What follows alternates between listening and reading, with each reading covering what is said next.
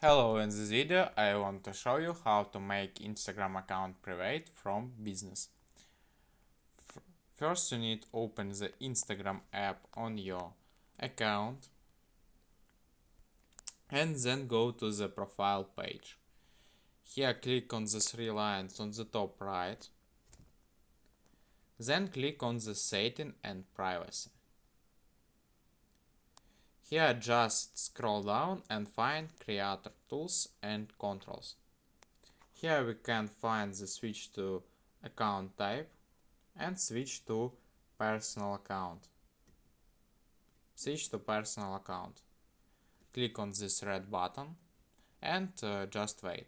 Switch it to personal account. Then here scroll down again and find the account privacy. We have the public account, but we want to set the private account, and using this slider we can do it. Switch to private.